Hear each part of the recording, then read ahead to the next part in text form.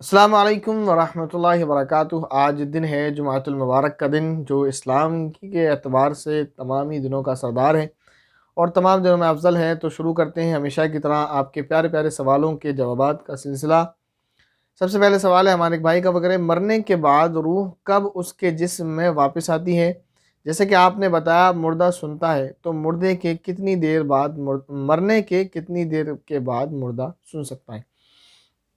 तो देखिए, मैंने इससे पहले वाली क्लिप में जो शायद आज या कल अपलोड की गई थी, उसमें बताया था कि जो मुर्दे के सुनने के ताल्लुक से जो रिवायात हैं वो ख़ास मौक़े के एतबार से हैं। हर वक्त मुर्दा नहीं सुनता, जिसमें से एक रिवायत मैंने आपसे पेश भी की थी कि जब कोई मुसलमान भाई उसके सामने अपने मुसलमान भाई की कब्र से गुज़रता है, वो उसको सलाम करता है, तो जब वो उसको सुनता है तो सुनकर उसके सलाम का जवाब देता है। तो इससे पता चला कि मरने वाला सलाम का जवाब सलाम को सुनता है और उसका जवाब देता है। दूसरी बात ये कि उन्होंने पूछा कि उसकी रूह उसके जिस्म में कब वापस आती है? तो रूह जिस्म में वापस नहीं आती है कुल्ली तौर पर। जैसे मेरी रूह मेरे जिस्म के अंदर है, आपकी रूह आपके जिस्म के अंदर है। इस तरह से मुर्दे की रूह मरने के बाद उसकी रूह आलम बरज़ख से दोबारा वापस नहीं आती है। अलबत्ता इतनी बात है कि उसका एक ताल्लुक़ जिस्म के साथ रहता है कि जिसके ज़रिए वो सज़ा और जज़ा को महसूस कर सके। उसका जिस्म से एक ताल्लुक़ रहता है, बिल्कुल ख़त्म नहीं होती है, जिस्म और रूह का एक ताल्लुक़ रहता है। इसकी मिसाल मैंने आपको आलम रुइया यानी ख्वाब के एतबार से भी दी थी। अगर इंसान सो जाता है, तो सोने के बाद वो दर्द और तकलीफ़ बर्दाश्त करता है, हालाँकि दूसरे लोग उसको महसूस नहीं करते और उसको उसका दर्द भी होता है, तकलीफ़ भी होती है और वो अपने चाह कर भी हाथ-पैर नहीं हिला पाता, क्योंकि वो सो रहा होता है और उसमें सोने में वो सारी चीज़ें महसूस करता है। तो एक मिसाल मैंने आपको दी है, ज़रूरी नहीं है कि यही बात यही बिल्कुल सेम कंडीशन वहाँ हो। समझाने के लिए कि रूह आलम बरज़ख में होती है, लेकिन उसका ताल्लुक़ जिस्म से बिल्कुल होता है और ये अल्लाह रब्बुल इज़्ज़त की कुदरत से कोई बईद बात नहीं है। जिससे ये होता है कि मरने वाले को जब अगर अज़ाब होता है, तो जिस्म को भी अज़ाब होता है, रूह को भी। इसी तरह वो उसकी रूह और जिस्म दोनों ही वहाँ मिलने वाली नेमतों को भी महसूस करते हैं। इसके बाद इन्हीं भाई का सवाल है दूसरा, वो कह रहे हैं मुफ्ती साहब, सूरह यासीन पढ़ लें और तबारकल्लज़ी भी पढ़ लें, तो ये सवाब हासिल होगा? सूरह यासीन में शायद 83 आयत हैं और तबारक में 30, दोनों मिलकर 113 हो जाएँगी। एक क्लिप हमने बनाई थी जिसमें एक रिवायत बयान की थी कि नबी पाक सल्लल्लाहु अलैहि वसल्लम ने इरशाद फरमाया कि जो शख्स रात को सोते वक्त कुरान करीम की 100 आयतें तिलावत करेगा, तो उसको रात भर नफिल इबादत करने के बराबर सवाब दिया जाएगा। तो उसी के मुताल्लिक उन्होंने पूछा है कि क्या हम ये 2 सूरतें पढ़ सकते हैं, क्योंकि वहाँ पर चंद सूरतें बताई थी कि आप ये पढ़ लें। तो जानना चाहिए कि जो सूरतें हमने आपको बताई थी वो आपकी आसानी के लिए बताई थी, समझाने के लिए आपको बताई थी, कोई ख़ास नहीं है।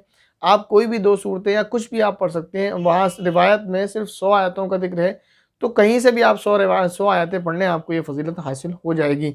इससे मालूम हुआ कि ये जो आप पढ़ने की कह रहे हैं सूरह यासीन और सूरह मुल्क, अगर दोनों को मिलाकर 100 आयतें बन जाती हैं, तो आपको ये फ़ज़ीलत हासिल हो जाएगी।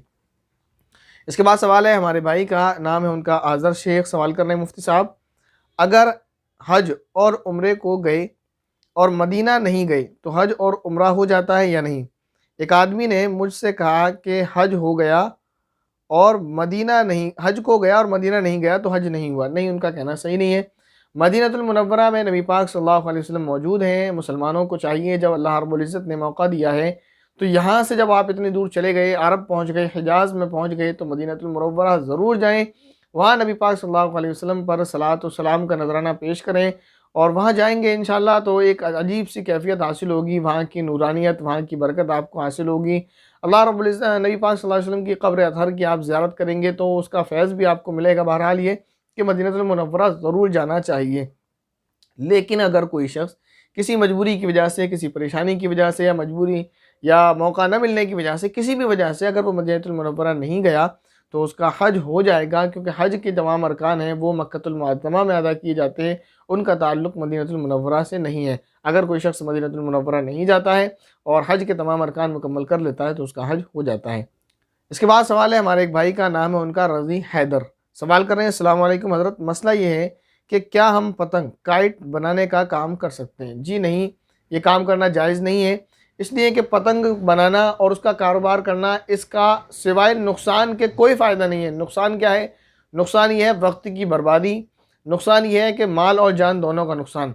पैसा बर्बाद होता है, बदले में कुछ नहीं मिलता। इंसान पतंग खरीद कर लाता है, वक्त बर्बाद कर रहा है। बच्चा है, पढ़ने में जो है उसे वक्त लगाना चाहिए और इस काम में लगा रहा है, घर वाले भी परेशान है। बाद मौके ये सुनने को मिलते हैं इस तरह के हादसात कि बच्चे पतंगबाज़ी करने के चक्कर में गिर जाते हैं और छत से गिरकर जो है उनको चोट आ जाती है, बाद मरतबा बहुत सारे लोगों की इसमें जानें भी चली गई। बाद बच्चे पतंग के चक्कर में भाग रहे हैं, पतंग लूट रहे हैं और रास्ते में पहुँचे और किसी गाड़ी से टकरा गए। तो ऐसे बहुत सारे वाक़यात। खुलासा ये कि एक ऐसा काम है जिसका फ़ायदा कोई नहीं सिवाय नुकसान के। तो पतंग का कारोबार नहीं करना चाहिए। इसके अलावा बहुत सारे कारोबार हैं अल्लाह रब्बुल इज़्ज़त ने दिए हैं, तो उस तरह का कोई भी आप कारोबार कर लें।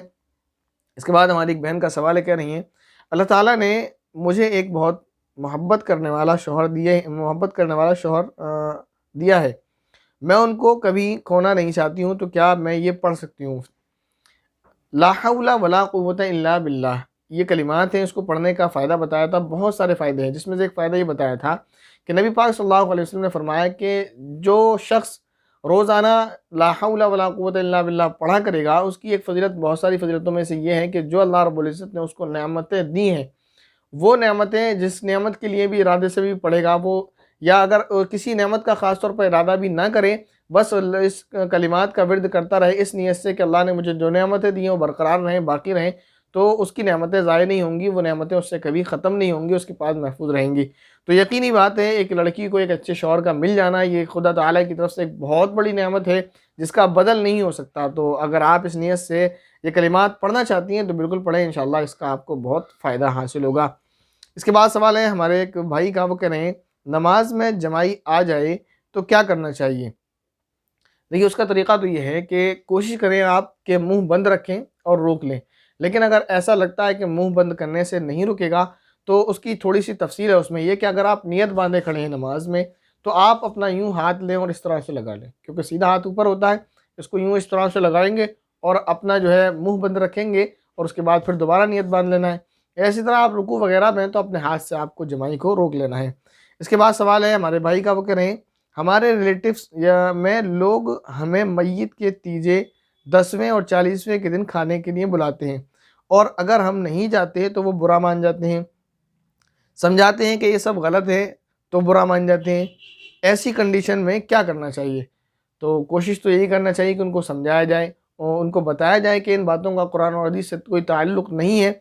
लेकिन अगर वो बुरा मान जाते हैं, तो अगर सिर्फ़ बुरा मान जाते हैं तो उनके बुरा मानने की वजह से नहीं जाना चाहिए कि बुरा मानते हैं तो मान जाए। लेकिन अगर वो बुरा इस तौर पर मानते हैं कि रिश्तेदारी ख़त्म करने की नौबत आ जाए, या वो बात इतनी तूल पकड़ जाए कि जिससे झगड़े का अंदेशा हो, फितने का अंदेशा हो, तो फिर मजबूरी है, मजबूरी में आप वहाँ चले जाएँ। और जो ज़रूरी नहीं है कि आप वहाँ जाकर खाएँ, क्योंकि जहाँ तक मैं समझता हूँ कोई किसी के खाने पर आज तवज्जो नहीं करता। लोग बुलाते ज़रूर हैं, लेकिन उनको इस बात की कोई फ़िक्र नहीं होती किसने खाया किसने नहीं खाया। तो वहाँ थोड़ी बहुत देर बैठें और अगर खाना भी पड़ जाए तो 1-2 लुक़मा खाकर, यानी अलग खुलासा ये है कि जिस तरह आपसे हो सके अपनी आसानी के एतबार से उससे बचने की कोशिश करें। अगर सिर्फ़ बात बुरा मानने की तो ना जाएँ, और अगर फितने का अंदेशा है तो फिर चले जाया करें, और जैसे आप आसानी से हो सके उनसे निकल लिया करें। बहरहाल यही कहा जा सकता है, क्योंकि अगर रिश्ता ख़त्म हो गया इस वजह से और उससे ज़्यादा नुकसान होगा तो फिर ऐसा नहीं करना चाहिए। लेकिन अगर इससे कोई ख़ासा नुकसान नहीं है, क्योंकि जो लोग बुराइयों में मुब्तला हैं, तो इस्लामी तालीमात ये है कि उनको समझाया जाए, और अगर वो बाज़ नहीं आते तो उनकी बुराइयों में उनके साथ नहीं मिलना, बल्कि उनको छोड़ देना है, वो अपनी बुराइयों के खुद ज़िम्मेदार हैं। तो अलहदगी अगर आप कर सकते हैं तो करें, वरना उनको समझाएँ और फिर जैसे आपके लिए मुमकिन हो किया जाए। इसके बाद सवाल है हमारे भाई का, वो सवाल कर रहे हैं मुफ्ती साहब, अल्लाह ने हज़रत जिब्राईल अलैहिस्सलाम से कहा था कि एक गाँव की पलटी कर दें, यानी एक गाँव है उस बस्ती को पलट दें। तो वो वहाँ गए तो एक इंसान ऐसा था कि वो आँखों के लगने के बराबर भी अल्लाह की नाफ़रमानी नहीं करता था, यानी पलक झपकने के बराबर भी उसने नाफ़रमानी नहीं की। ये खुलासा ये है कि उसने नाफ़रमानी कभी नहीं की। आगे लिखा है, तो जिब्राईल अलैहिस्सलाम वापस आए तो अल्लाह ने जिब्राईल अलैहिस्सलाम को कहा कि पहले वो इंसान को हलाक कर दें, क्योंकि वो गाँव में ईमान की दावत किसी को नहीं देता था। ये हदीस तफ़सील से बताएँ। जो आपने लिखा है तफ़सील इसकी इतनी ही है कि एक नबी पाक अल्लाह रब्बुल इज़्ज़त ने हज़रत जिब्राईल अलैहिस्सलाम को एक बस्ती में अज़ाब के लिए भेजा ताकि उस बस्ती को पलट दिया जाए। तो हज़रत जिब्राईल अलैहिस्सलाम वापस आए, कहने लगे वहाँ आपका एक बंदा ऐसा भी है जिसने कभी कोई बुरा काम नहीं किया अपनी पूरी ज़िंदगी। तो अल्लाह रब्बुल इज़्ज़त ने फरमाया कि उस समीत बस्ती को पलट दिया जाए, इसलिए कि अगरचे उसने खुद कोई बुरा काम नहीं किया, लेकिन उसने लोगों को बुरा करते हुए देखा तो उसके चेहरे पर कभी शिकन भी नहीं आया, यानी उसको बिल्कुल भी बुरा महसूस नहीं हुआ। बिल्कुल उसको अफ़सोस, शिकन कहते हैं पेशानी पर बल पड़ जाने को गालिबन। तो उसके चेहरे पर कभी शिकन भी नहीं आया, उसे बुरा भी नहीं लगा कि ये लोग बुरा कर रहे हैं, बुराइयों से रोकता तो दूर की बात। तो इससे ये मालूम होता है अगर हम खुद नमाज़ पढ़ते रहें, नेकी करते रहें और अपने पड़ोसियों को बुराई से ना रोकें, और लोगों को रोकने का मतलब तो 3 तरह से वो मैं आपको समझाऊँगा। तो अगर हम इस तरह करते रहेंगे, खुद नेकी करें और लोगों को न रोकें, तो फिर वो अगर कभी अज़ाब आएगा तो उसमें हम भी ज़िम्मेदार होंगे, हम भी पकड़े जाएंगे और हमारी भी जो है उससे खुलासी नहीं हो सकेगी। रोकने का क्या मतलब है? एक हदीस है जिसमें नबी पाक सल्लल्लाहु अलैहि वसल्लम ने फरमाया कि बुराई को रोका जाए, अगर क़ुव्वत हो तो हाथों से रोका जाए। यानी आपको अल्लाह ने ताकत दी है, कहीं डिब्बे वगैरह बज रहे हैं, म्यूज़िक बज रहा है, गाने बज रहे हैं, तो अगर आप में ताकत है तो उसको जाकर अपने हाथ से बंद करके आएँ। लेकिन अगर आपको ऐसा लगता है आप कमज़ोर हैं, अगर आप ऐसा करेंगे तो आपकी पिटाई हो जाएगी। तो फिर आप उसको ज़बान से मना करें, भाई ये बुरी चीज़ें हैं, इससे दुनियावी नुकसान ये है कि बूढ़े हैं, बीमार हैं, उनको तकलीफ़ होगी, बच्चे हैं, पढ़ रहे हैं, उनको तकलीफ़ होगी, छोटे बच्चे हैं, सो रहे हैं, उनको तकलीफ़ होगी, तो क्यों रात में ऊधम कर रहे हो? बंद करो इसे। तो अगर वो मान जाए ज़ुबान से तो ठीक, ये 2 दर्जे हुए। तीसरा ये फरमाया कि तीसरा दर्जा ये है ईमान का कि इंसान उस बुरे काम को अपने दिल में बुरा समझ ले, तो ये ईमान का अदना दर्जा है, नहीं कम अज़ कम इतना तो समझना चाहिए। वहाँ वो जो बस्ती हलाक हुई थी, उसमें वो शख्स जो हलाक हुआ, वो इस वजह से कि वो बुरा भी नहीं समझता था। अगर आप में क़ुव्वत है तो हाथ से रोकें, वरना ज़ुबान से रोकें, वरना अपने दिल में बुरा समझें उसको। यानी आपका पड़ोसी कोई बुराई में मुब्तला है, तो अगर आप कुछ नहीं कर सकते, उसे किसी भी तरह से रोक नहीं सकते और आप अपने दिल में बुरा समझते हैं, तो फिर आप उस आदमी के साथ शामिल नहीं होंगे। कभी अगर खुदा न खास्ता अज़ाब आया तो आपकी हिफाजत उससे पहले कर ली जाएगी। इसके बाद सवाल है हमारे भाई का, उन्होंने जो है इसमें सवाल किया, अस्सलाम वालेकुम मुफ्ती साहब, मेरा सवाल ज़रूर शामिल करें। मैंने आज 2 ख्वाब देखे हैं। पहला ख्वाब जैसे तूफ़ान आया और ऐसी बारिश शुरू हुई कि अच्छा, ये ख्वाब के मुताल्लिक़ इनके 2 सवाल हैं। तो इंशाअल्लाह ये दोनों सवाल 1-2 दिन में मुकम्मल वीडियो दोनों सवालों का ख्वाब की ताबीर के नाम से अपलोड कर दिया जाएगा इंशाअल्लाह। इसके बाद सवाल है हमारे भाई का, वो कह रहे हैं, अस्सलाम वालेकुम मुफ्ती साहब, सिर्फ़ कसर फ़र्ज़ ही पढ़ना होगा, बाकी सुन्नत और नफ़िल नहीं पढ़ने, या ये भी बता दीजिए। यानी मुसाफ़िर के बारे में बताया था कि जब मुसाफ़िर है तो वो शख्स फ़र्ज़ नमाज में 4 रकात के बजाय 2 रकात पढ़ेगा, कसर करेगा, ये हुक्म है। तो इनका सवाल ये है कि बाकी सुन्नत और नफ़िल का क्या करना है, उसको पढ़ना है या नहीं पढ़ना? तो इसकी थोड़ी-सी मैं तफ़सील आपको बता दूँ। बाद लोग ये समझते हैं कि कसर का मतलब ये है कि फ़र्ज़ भी आधे होंगे और सुन्नतें भी आधी हो जाएँगी, यानी 4 वाली सुन्नतें 2 हो जाएँगी और 2 वाली शायद वो पढ़ते नहीं होंगे, ऐसा कुछ वो समझते हैं। तो ये गलत है। कसर का हुक्म जो है वो फ़र्ज़ों के साथ है। फ़र्ज़ 4 के 2 रह जाते हैं, सुन्नतें जो हैं वो 2 की 2 रहेंगी और 4 की 4 रहेंगी। अब ये कि इनको पढ़ना है या नहीं पढ़ना, तो इसमें तफ़सील ये है कि अगर आप पढ़ सकते हैं, आपके पास वक़्त फ़ारिग है, वक़्त फ़ारिग से मतलब ये है कि आप वो नहीं है जो इंसान अपनी मशगूलियाँ बना ली हैं कि मैं ज़रा काम में फँस गया था, या आदमी टीवी देख रहा है, या आदमी दूसरे काम में लगा है, वो नहीं। अगर आपके पास वाक़ई जो है वक़्त नहीं है, आप सफ़र में मुसलसल चल रहे हैं, या आपको जिस मकसद से निकले हैं आप उसी मकसद में मशगूल हैं, क्योंकि अगर आप उस मकसद को छोड़ देंगे तो हो सकता है आपकी ट्रेन निकल जाए, या कोई कोई भी ऐसी दिक्कत है जिसकी वजह से अगर आप सुन्नत नहीं पढ़ सकते और आप नहीं पढ़ पाए, तो सुन्नत ना पढ़ने का आपको गुनाह नहीं होगा। लेकिन इसका मतलब ये नहीं है कि इंसान सफ़र में चला गया तो अब वो सुन्नतें ही ना पढ़े या 4 के बजाय 2 सुन्नतें पढ़े, ऐसा नहीं करना चाहिए। आप सफ़र में हैं तब भी आपको नमाज़ें मुकम्मल पढ़ना चाहिए। और आजकल तो इंसान जब सफ़र में जाता है, तो जहाँ तक मैं समझता हूँ 99.9% ऐसे चांसेस होते हैं कि अगर हम फ़र्ज़ आराम से पढ़ सकते हैं तो नफ़िल भी पढ़ सकते हैं और सुन्नतें भी पढ़ सकते हैं। वो एक बात अलग है कि हम कभी जो है स्टेशन वगैरह पर होते हैं, या जो है एयरपोर्ट वगैरह पर है कि वहाँ फ़्लाइट का या गाड़ी का टाइम होता है जिसकी वजह से मौका नहीं होता, तो वो एक अलग बात है। या इस तरह कोई और ऐसी कंडीशन, कोई सिचुएशन ऐसी पेश आ जाए तो वहाँ मसला अलग है। इसके बाद सवाल है हमारी बहन का, वो कह रही हैं, वैसे सफ़र के ताल्लुक़ से लोगों में बहुत गलतफ़हमी है। बाज़ तो फ्रेंड रिलेटिव ये कहते हैं, बाज़ तो फ्रेंड रिलेटिव के यहाँ जाते हैं और ख़ुद को मुसाफ़िर समझते हैं। इनका कहने का मतलब ये है कि जैसे कोई शख्स फ़िरोज़ाबाद से निकला आगरा के लिए और वो अपने आप को मुसाफ़िर समझता है, तो बिल्कुल वो शख्स मुसाफ़िर नहीं है। फ़िरोज़ाबाद से आगरा जो है तकरीबन 45 या 50 किलोमीटर दूर है, इससे ज़्यादा नहीं है। तो ये शरई मुसाफ़त नहीं है जिसकी वजह से आदमी मुसाफ़िर हो जाए, तो वहाँ जाएगा वो मुकम्मल नमाज़ पढ़ेगा। तो अगर कोई शख्स जो बताया था शरई मुसाफ़त उससे कम जो है मिक़दार में सफ़र करता है, 70 किलोमीटर करता है, अगर 72 किलोमीटर करता है, तब भी वो मुसाफ़िर नहीं है और उसको नमाज़ मुकम्मल पढ़नी होगी। ये कहा बाद सफ़र में नमाज माफ़ समझते हैं, बिल्कुल गलत बात है। नमाज किसी भी हालत में माफ़ नहीं है। मेरे यहाँ एक आंटी कहीं दूर से आई थी, जब मैंने उनको नमाज के वक्त नमाज के लिए पूछा तो उन्होंने कहा मैं सफ़र में हूँ और सफ़र में नमाज माफ़ है। उनकी गलतफ़हमी है, ऐसा बिल्कुल भी नहीं है। आप उनको जैसे आपने समझाया तो और दूसरों को भी समझाएं और कोशिश करें उनको भी समझाएं। इसके बाद सवाल है हमारे भाई का, वो करें, मुफ्ती साहब भूल से पढ़ी गई और बाद में याद आया तो क्या करें? मेरे साथ हुआ है। अभी मैं एक यानी इन्होंने कहा, जैसे पहले बताया था हमने सफ़र के मुताल्लिक़ एक वीडियो बनाया था, उसमें बताया था कि भूल से यानी जानबूझकर कसर 2 की जगह 4 रकात नहीं पढ़ना है। अगर कोई शख्स ऐसा करेगा तो गुनाहगार होगा। अभी ने कहा भूल से ऐसा हो गया कि मैं पहले 1 महीने की नीयत से निकला तो मैं मुक्तदी नहीं मुकीम हो गया, लेकिन फिर मैं वहाँ से 90 किलोमीटर 10 दिन की नीयत से अभी आया हूँ, तो मैं क्या मुसाफिर हूँ? तो अब मैं मुसाफिर हूँ, तो अब मैं क्या करूँ? 2 सवाल हैं इनके। इनका एक सवाल ये है कि भूल से ऐसा हो गया, तो भूल वाली बात उस वीडियो में आ गई। अगर कोई शख्स भूल से 2 रकात की बजाय 4 रकात पढ़ लेगा तो वो गुनाहगार नहीं होगा। फिर वहाँ थोड़ी-सी सजदे सहव के मुताल्लिक तफसील है कि सजदे सहव करना है, नहीं करना है, वो वहाँ जाकर आप उसमें देख सकते हैं। दूसरा सवाल इनका ये है कि मैं वहाँ से 90 किलोमीटर अब चला हूँ और 10 दिन की नीयत से वापस आया हूँ। तो अगर ये 10 दिन की नीयत से वापस अपने घर आए हैं, जैसे मान लीजिए मेरा घर फिरोज़ाबाद में है और मैं यहाँ से दिल्ली गया हुआ था, फिर दिल्ली से मैं 2 दिन की नियत करके भी अगर वापस आऊँगा, तो ये मेरा घर है। घर में आने की वजह से, क्योंकि ये मेरा असली घर है, घर में आते ही मैं मुकीम हो जाऊँगा। यहाँ नियत का और 10 दिन का कोई एतबार नहीं है। मैं अपने घर आया और घर आते ही मुकीम हो जाऊँगा, मुझे अपनी 4 रकात की 4 रकात ही पढ़ना होंगी। लेकिन अगर 90 किलोमीटर से मुराद इनका ये है कि आप घर नहीं आए, बल्कि जैसे यहाँ से दिल्ली गए थे, दिल्ली से कहीं और निकल गए, अपने घर नहीं आए, तो वहाँ अगर 10 दिन की नियत से निकलें तो फिर मुसाफिर हैं। लेकिन घर का अपने जो रियल घर है, आप जहाँ पैदा हुए हैं, जहाँ रहते हैं, वहाँ आप आते ही मुसाफिर हो जाते हैं, वहाँ दिनों की कोई क़ैद नहीं है।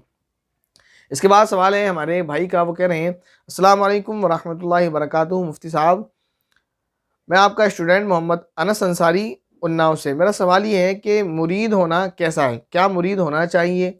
मुरीद होना ज़रूरी होता है? प्लीज़ ज़रूर बताएं, जज़ाकल्लाहु खैर। देखिए, मुरीद कहते हैं अपने आप को किसी का ताबे कर देने को। मुरीद उसको नहीं कहते जैसे आज लोगों ने ढोंग बना रखा है कि कुछ जाली पीर फिर रहे हैं और अपने मुरीदों को भी ऐसे ही चोला पहनाकर उनको जो है डंडा वंडा और माला वालाएँ जो उनके समझ में आता है वो ढोंग बिल्कुल करते हैं चरसियों की तरह। और अल्लाह मुझे माफ़ करे, थोड़ा सख्त अल्फाज है, लेकिन उन्होंने अपनी हालत ऐसे ही बना ली है। और देखा भी जाए तो वो बैठकर कोनों में कोई चरस पी रहा है, कोई सिगरेट पी रहा है, कोई बीड़ी पी रहा है और नमाज़ तो बिल्कुल भी नहीं पढ़ते। तो अगर आप ऐसे लोगों को पीर समझ रहे हैं और इनका मुरीदी वाला सिलसिला समझ रहे हैं, तो ये तो जो है शैतान है, इनसे दूर रहना चाहिए।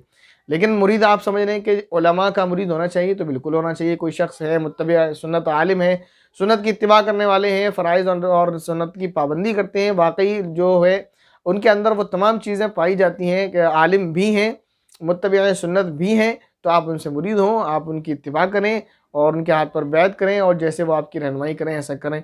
तो ये इसकी गुंजाइश है, ऐसा करना चाहिए। अब ये कि ये ज़रूरी है, तो ज़रूरी फ़र्ज़ और वाजिब के दर्जे में तो नहीं है, लेकिन जैसा आज का माशरा चल रहा है, जैसे आज हमारे और आपके हालात हो रहे हैं, तो इसलिए इस वक्त तो तकाज़ा यही है कि किसी आलिम का मुरीद हुआ जाए। तो ये इस माना कर ज़रूरी है, क्योंकि इंसान ये समझ लीजिए जब बिल्कुल किसी आज़ाद ज़िंदगी गुजारता है तो उसे किसी का खौफ नहीं होता, वो गुनाह में मुलव्विस रहता है हर तरह। लेकिन कोई किसी का मुरीद हो जाता है तो उसे अभी मालूम है कि मुझे हफ्ते बाद, 10 दिन बाद या 15 दिन के बाद अपने शेख के पास जाना है। फिर वो पूछेंगे भाई दिन कैसे गुजरे, आप कैसे दिन गुजार रहे हैं? तो ज़ाहिर है आप झूठ बोलेंगे तो अपने दिल में शर्मिंदगी महसूस होगी, क्योंकि जो शेख होते हैं, जो हमारे पीर होते हैं, जो उलमा होते हैं, वो इस तरह के जायज़े भी लेते रहते हैं। वो मुहासबे का भी सबक देते हैं कि इंसान बैठे और दिन भर का जायज़ा ले कि उसने आज कितने गुनाह किए, उसने कितनी नेकियां की। तो ये सारी चीज़ें जब इंसान को मालूम होगा कि मुझे अपने दिल को भी जवाब देना है, अपने उस्ताद को भी जवाब देना है, अब जो हमारे शेख हैं, तो थोड़ा सा उनका लिहाज रहता है। खुदा का लिहाज तो इसलिए नहीं रहता कि इंसान का ईमान कमज़ोर हो चुका है और उसको इस बात का ध्यान नहीं रहता कि खुदा मुझे हर वक्त देख रहा है, मुझे खुदा को भी जवाब देना है। तो खुदा को तो भूल गए। लेकिन यह है कि क्योंकि इतनी तो जो है हर इंसान के अंदर शर्म बाकी है कि उसे मालूम मुझे कल परसों शेख के पास जाना है, अगर उनको पता चला तो वो उनको कैसा लगेगा। तो इसी तरह वो दीनी रहनुमाई भी करते रहते हैं। तो इस तरह बैत वगैरह होना चाहिए। थोड़ी ज़्यादा तफसीर हो जाएगी अगर ज़्यादा बात की जाएगी, मुख्तसर आपको समझा दिया। इसके बाद हमारे एक भाई हैं, उनका सवाल है, वो कह रहे हैं मुफ्ती साहब मैं बहुत परेशान हूँ, प्लीज़ मेरे एक सवाल का जवाब दें। सूरह बकरा में आयत नंबर 277 या 276 में, इसमें जो सूद के मुताल्लिक अहकाम हैं, उसमें एक आयत है जिसमें अल्लाह ताला ने कहा है कि अगर तुम अल्लाह का हुक्म आने के बाद भी सूद से बाज नहीं आए तो हमेशा हमेशा जहन्नम में जलोगे। तो क्या ये ईमान वालों के लिए भी है? क्या कोई मुस्लिम सूद के गुनाह में मर जाए तो क्या वो भी हमेशा जहन्नम में रहेगा, या ये आयत सिर्फ उन लोगों के लिए है जो तिजारत में और सूद में फ़र्क क्यों इस बात में अल्लाह ताला ने फ़र्क क्यों है, इस बात में अल्लाह ताला से बहस करते हैं जैसा कि उस आयत में है? प्लीज़ मुझे इस सवाल का तफसील से जवाब दें, मैं आपका बहुत शुक्रगुज़ार हूँ। सवाल बहुत बड़ा है, अगर इसी के मुताबिक समझाया जाएगा तो वक्त ज़्यादा हो जाएगा। मुख्तसर ये समझे, ये कह रहे हैं कि सूद खाने पर क्या मुसलमान हमेशा हमेशा जहन्नम में जाएंगे? तो इसका जवाब ये है कि देखिए, आप वो 2 आयतें पढ़ेंगे तो आयत जो शुरू हो रही है वो थोड़ी सी यहाँ से समझे आप, जो आयत है अल्लज़ीना यअकुलून रिबा ला यक़ूमून इल्ला कमा यक़ूमुल्लज़ी यतख़ब्बतुहु शैतानु मिनल मस। यहाँ से समझें कि जो लोग सूद खाते हैं वो लोग कल क़यामत के दिन जब उठेंगे तो वह ऐसे उठेंगे जैसे किसी को भूत छू लेता है तो उसकी हालत हो जाती है, बाल बिखरे बिखरे, होश उड़े हुए, आंखें फटी हुई, उसका अपना होश आवाज़ नहीं आता, पागलपने ऐसी हरकत करता है। यानी भूत तो नहीं छूता। मसलन एक मिसाल दी है आपको कि अगर किसी को कोई भूत छू जाए, जैसे आप रात में कहीं बैठे हैं, मोबाइल चला रहे हैं अकेले में बैठे हुए और भूत आपके पास आ जाए और आपको डरा जाए तो आपके होश और आवाज़ ख़त्म हो जाएंगे। कोई फ्रेंड आपको, कोई रिश्तेदार आपको, आपके घर वाले भी आपसे पूछेंगे तो उस वक्त आपको होश नहीं रहेगा, आपकी आंखें, आपका दिमाग पता नहीं कहाँ होगा। तो वह है कि शैतान, जब भूत किसी को छू जाए, शैतान किसी को छू जाए तो इंसान कैसा हो जाए, खबती हो जाता है, उसके होश खत्म हो जाते हैं। तो क़यामत के दिन वो ऐसे ही उठेंगे जो लोग सूद खाते हैं। अब फिर फरमाया कि आगे अल्लाह रब्बुल इज़्ज़त ने फरमाया कि जो लोग इसको छोड़ दें, और जब अल्लाह रब्बुल इज़्ज़त ने हुक्म नाज़िल फरमा दिया सूद का, तो जिन्होंने इसको छोड़ दिया, इससे पहले जो खाया वो खा लिया, अब जिन पर सूद का मामला है उनसे सूद न लें, और जो इससे बाद आ जाए तो अल्लाह ताला माफ़ फरमाएगा। फिर आगे फरमाया वमन आदा, और जो फिर लौट आए इसी हरकत पर, यानी पहले से सूद खा रहे हैं, फिर कुरान की आयत ये नाजिल हो गई, इसको नहीं मानते, उसी बात पर अड़े हुए हैं। एक मतलब तो ये, या ये कि उस बात के आने के बाद जो है अहकाम नाफिज हो रहे हैं लेकिन बहस व मुबाहिसा कर रहे हैं, उसी बात पर अड़े हुए हैं कि नहीं सूद और जो है तिजारत एक ही चीज़ है, दोनों में फ़ायदा है, इस बात पर अड़े रहें। तो इनके लिए फरमाया वमन आद फ़उलाइका अस्हाबुन नार हुम फ़ीहा खालिदून, कि जो शख्स इस हुक्म के आने के बाद भी उस बात पर अड़ा रहेगा, यानी मानेगा नहीं, जैसे आपने कहा कि वो अल्लाह से बहस करते हैं कि ऐसा क्यों है, जो नहीं मानते तो फिर वह जहन्नम में। एक आदमी वो है जैसे मुसलमान है, तो वो कोई भी है सूद खा रहा है लेकिन उसे मालूम है कि गुनाह है, ये हराम है, उसे मालूम है कि अल्लाह ने कहा कि नफ़ा कमाना बिजनेस के ज़रिए ये जायज़ है और रिबा यानी सूद ये हराम है, तो वो मानता है, लेकिन वो किसी भी वजह से शैतान के बहकावे में आकर, नफ्स के बहकावे में आकर हराम खा रहा है, सूद खा रहा है, तो वो हराम समझ कर खा रहा है, तो सज़ावार तो होगा, उसको सज़ा तो मिलेगी लेकिन हमेशा जहन्नम में नहीं रहेगा। लेकिन यहाँ मुराद वो है जो वमन आदा से फरमाया कि जो मानता ही नहीं है, उसको हलाल समझ कर खाता है, तो हमेशा हमेशा जहन्नम में रहेगा। मुख्तसर आप इतना समझ लें, बाकी इंशाअल्लाह अगर वो जब पारे का सबक आएगा तो उसके सामने आपके सामने पेश कर दिया जाएगा। इसके बाद हमारे एक भाई का सवाल है, वो करें अस्सलाम वालेकुम, प्लीज़ मेरे सवालों का जवाब दें। सवाल नंबर 1, क्या तिलावत के दौरान कोई आयत आ जाए तो सलाम कर सकते हैं या मना है? तो पहले तो इनके सवाल को सलाम का जवाब दिया जाए। वालेकुम सलाम। यानी इनका सवाल ये है कि अगर तिलावत हम कर रहे हैं कुरान करीम की और कोई हमारे घर में रिलेटिव या बड़ा कोई भी हमारा आ गया तो उसको सलाम करना चाहिए या नहीं? तो अगर आप चाहें, आपके ऊपर डिपेंड करता है, अगर आप चाहें तो कुरान करीम बंद कर दें और उनको सलाम करें। लेकिन अगर आपके अलावा घर में और लोग मौजूद हैं जो उनको सलाम कर सकते हैं, सिर्फ आप नहीं, अगर सिर्फ आप हैं तो फिर तो आपको कुरान करीम बंद कर कर थोड़ी देर उनका सलाम करना चाहिए और उनका इस्तकबाल भी करना चाहिए, उनको पानी वानी के लिए भी पूछना चाहिए, उनकी खरीद लेना चाहिए, वो सामान लेकर आए उनका सामान रखना चाहिए और मेहमान का इकराम करना चाहिए, एक बात। लेकिन आपके अलावा उस रूम के अंदर या आपके घर के अंदर और भी लोग हैं जो सलाम और जवाब कर सकते हैं, तो ये आपके लिए ज़रूरी नहीं है। आप कुरान करीम की तिलावत करते रहें और पढ़ते रहें। अब बात यह है कि अगर वो सलाम करते हैं तो जवाब देना है या नहीं, तो उसका जवाब भी यही है, अगर वो सलाम करते हैं, कोई और जवाब देने वाला नहीं है, तो फिर आप उनका सलाम का जवाब दें, ये भी आप पर वाजिब नहीं है। पहले समझें कि सलाम अगर कोई करता है और आप कुरान करीम की तिलावत नहीं कर रहे तो सलाम का जवाब देना आप पर वाजिब है। सारे लोग बैठे हुए हैं तो आपको भी चाहिए, सारे लोग बैठे हैं उनमें से कोई एक जवाब दे दे तो सबकी तरफ से काफ़ी हो जाएगा, लेकिन वाजिब सब पर ही है। इसी तरह अगर कोई नहीं है आपके घर में, आपके कमरे में, और किसी ने अगर सलाम किया तो आपको सलाम का जवाब देना वाजिब है। लेकिन आप कुरान करीम की तिलावत कर रहे हैं तो उस वक्त वाजिब नहीं है, बल्कि जायज़ है, गुंजाइश है, अगर कुरान करीम को आप बंद करके सलाम का जवाब दें तो ठीक है। और अगर आप नहीं देंगे क्योंकि आप कुरान करीम की तिलावत कर रहे हैं तो इस बिना पर आप गुनहगार नहीं होंगे। जैसे बहुत सारे लोग, ऐसा होता है कि जैसे हम कुरान करीम रास्ते में तिलावत करते हुए रास्ते में चल रहे हैं, एक शख्स आया, उसने सलाम किया, तो अगर हम उसके सलाम का जवाब दे दें तो इसकी भी इजाज़त है, और अगर हम उसके सलाम का जवाब न दें और कुरान करीम पढ़ते हुए चले जाएँ तो इस पर गुनहगार नहीं होंगे। उम्मीद है इतनी बात आपको समझ आई होगी। दूसरी बात यह कि इद्दत के दौरान आसमान से भी पर्दा होता है क्या? नहीं, बिल्कुल नहीं, ना आसमान से पर्दा ना ज़मीन से पर्दा है। जिनसे इद्दत से पहले पर्दा है उनसे हमेशा पर्दा है, और जिनसे इद्दत से पहले पर्दा नहीं है उनसे हमेशा पर्दा नहीं, यानी जो महरम है उनसे पर्दा नहीं है, जो गैर महरम है उनसे पर्दा है। तीसरा सवाल, क्या घर में टीवी होने से नमाज नहीं होती? बिल्कुल हो जाती है, इसमें टीवी होना एक अलग चीज़ है लेकिन नमाज हो जाती है। चौथी बात, प्लास्टिक के बर्तन अगर नापाक हो जाएँ तो क्या वो पाक नहीं होते? पाक हो जाते हैं, गलत बात है। आप उसको 3 बार, यानी नजासत को आप साफ़ कर लें, जो भी उसमें गंदगी लगी है उसके बाद पानी डालें, उसको हिलाएं, खंगालें, फेंक दें, दूसरी मरतबा, तीसरी मरतबा इस तरह करेंगे तो जो है वो कपड़ा पाक हो जाएगा। इस वीडियो का लास्ट सवाल, काफ़ी वीडियो लंबी हो चुकी है, वो ये है वो कह रहे हैं कि जैसे हमने एक मसला बताया था, अगर किसी का बाप हराम पैसा कमाता हो तो बालिग औलाद और नाबालिग औलाद के लिए क्या क्या कंडीशन है। बालिग औलाद के लिए बताया था कि वो खुद कमा कर खाएं, तो उस पर उन्होंने सवाल किया बट बालिग बच्चा कमा नहीं सकता, मीन्स अभी स्टडी कर रहा है, तो फिर उसको आगे भी पढ़ना है, तो जो अभी 12th में पढ़ रहा है और वो बालिग भी है, तो उसको और स्टडी करना है, इस वजह से वो कमा नहीं सकता, तो उसे क्या करना चाहिए।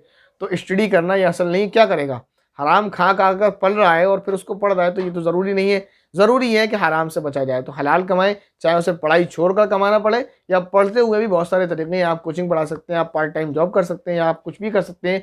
आप जो है सेल्फ एम्प्लॉय बन सकते हैं, कोई चीज़ बनाएं, आप मार्केट में सेल करें, या आप मार्केटिंग का बिजनेस कर सकते हैं, या आप जो है डिलीवरी बॉय बन सकते हैं, कुछ भी कर सकते हैं। हलाल कमाने के लिए जो है बहुत सारे तरीके हैं।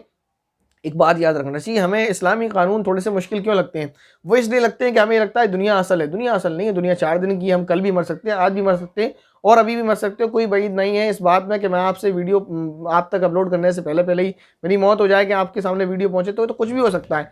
दुनिया के बारे में हम लंबा सोचते हैं, फिर सोचते हैं कि अगर स्टडी नहीं करेंगे, अगर हमने हलाल कमाने के चक्कर में पढ़ाई छोड़ दी तो क्या होगा, ये होगा वो होगा, मर गए फिर क्या होगा। तो दुनिया को इतना सीरियसली नहीं लेना चाहिए। हमारे जो एक दूर के रिश्ते से मामू थे, वो एमबीबीएस कर रहे थे, लास्ट साल फाइनल ईयर में बिल्कुल आखिरी दिनों में जब वो गए थे, सिर्फ लास्ट मंथ था, उसमें उनका इंतकाल हो गया। तो ये तो अल्लाह की मर्जी है। पर इसीलिए दुनिया को ज़्यादा सीरियस नहीं लेना चाहिए। हलाल कमाएं, अगर खुदा न खास्ता हराम कमाते कमाते पढ़ते पढ़ते हमने सोचा कि अब स्टडी कर रहे हैं, कल को जब जॉब लग जाएगी तो अभी हराम खाते रहें, बाद में हलाल खा लेंगे और खुदा ना करे मर गए तो फिर क्या होगा। इसलिए हलाल खाने की फिक्र करें, इससे ज़्यादा बात नहीं की जा सकती। वीडियो में ज़्यादा फिर जो है लंबी हो जाएगी वीडियो। अस्सलाम वालेकुम रहमतुल्लाहि व बरकातहू।